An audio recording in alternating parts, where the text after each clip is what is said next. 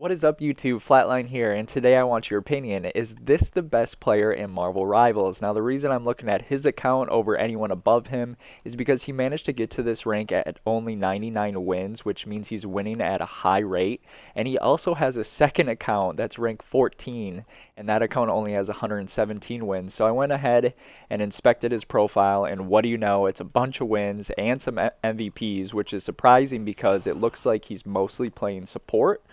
And it looks like he's playing in a stack with other top players. So this match here, he goes 19-0-7 and gets the MVP as Loki. He finishes with more damage than both the enemy tanks and the most healing in the lobby. So we're going to go ahead and watch this. Please let me know in the comment what you think of this gameplay, if you think this is the best player in Marvel Rivals or not. And if you liked the video, please make sure to leave a like and subscribe for future content. I'm going to go ahead and jump to the right point of view here. Oops, wrong one. There we go. Now, it's important to note that this gameplay is from the 20th, which is before the patch, and so there's actually a bug where his ult is going to show that he has it up on the top bar, but down here it's going to get stuck, I think, at like 85%. But he still has ult, so don't pay attention to this number down here. Pay attention to these ult charges up here. And because this is actually after the update, or before the update, you'll notice that he's getting ult charge much faster, same with some of these other supports. So there may be, 30 seconds into the gameplay, and he already is about to have ult. And they're just kind of setting up here, taking point. The initial skirmish up top looks like they won. Just going to go ahead and save ult here, doesn't really need it. And there they go, they have the first point under control. It looks like the enemy cloak has her ult already. Like I said, this is before the update, so some of these ult charges are going to be happening a bit faster than they currently would in the new update. He also has his ult on his team. The enemy Luna just got her ult. Setting up with his clones, that's going to be a big part of playing Loki. Now this is interesting, you'll notice he stole Luna, but he has not ulted right away. He actually, if you go back, has a time on that. As you can see here, it's currently at 10 seconds. So he doesn't need to use it right away when he steals it. I think you have up to 12 seconds, and then you have the duration of the ult as well. And you'll see that here when he uses it, you'll see a second bar. So if you stack both of those durations up, you could almost have a character copied for what, roughly, at least if you're copying Luna, like almost 30 seconds. But he chooses here to copy her early so that he's ready to use it for that fight. Looks like the enemy cloak used her ult as well. So they kind of countered each other. Now we get an enemy cloak ult. Or Loki ult, sorry, it was a Loki copy of the enemy cloak ult. He manages to get out of there. What a great blink to get away. Goes invis, grabs the health. Looks like all three support ults are gone for blue team. They're playing 3 support. And Wolverine's ult is gone as well. So the blue team used 4 ults, plus Magneto used his ult initially to initiate that fight. And red team, it looks like, only used Invisible Woman and Wolverine. And then Doctor Strange early on. So you could argue that red is a little bit ahead here in terms of their ult charges. They're going to go ahead and get a kill. They're also ahead on point. Their enemy Strange ults, he spams, heals into his Bucky and keeps him alive. Great job there. It's a pick on the Wolverine. Sets up double clone up top. I think this map is probably one of the best Loki maps. Being able to set his clones up.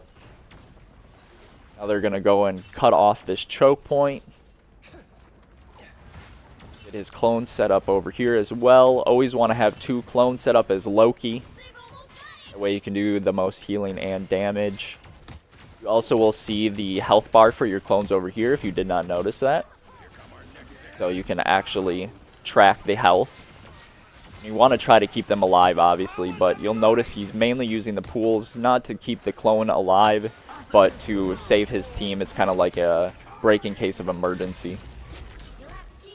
There you go, sets down the immortality because he was saving his teammates there. Copies the cloak and dagger. Drops ult on point. Stands on his ult, tries to duel the enemy Loki. Can't get the kill though. Now they're all on point, trying to finish off this Luna. Luna's ult is about to run out. They get the pick. And there we go. That is the end of the first round. And he has a total of 13,000 healing and 5,300 damage. He's out-damaging almost everyone on the... I think he is out-damaging everybody. Nope, he's just missing the other enemy Loki. So he almost out-damaged the whole enemy team and did the most healing in the whole lobby, which is just crazy. Gotta switch back over to the right point of view here and fast forward. We're gonna get another portal right off the rip here. Strange has ult, Invisible Woman has ult on his team, and then the enemy Magneto and Wolverine have their ults. There goes Bucky right off the bat. Gets 2. Saves his teammates that got Wolverine ulted. That was a great save. Bucky's just going to have his way with the back line again. And that's going to do it for the first point here. Gonna set up his clones. I'm interested to see where he puts them on this map. Does he hide them by the tree once they get to point? That's one of the things I wanted to watch. He's gonna set one on point, one over to the side so that it can hit people. Looks like the one off to the side actually just died. I usually set mine up by that tree in front, but apparently that's not the right spot. I think he wants to have one close to his tanks in case they need a immortality pool. Strange ult. Didn't look like it was too big of an ult, but they're still getting the picks. Manages to get 4, 5 of the enemies. Just missed Luna. Enemy team has Cloak ult, Strange ult, Magneto ult still.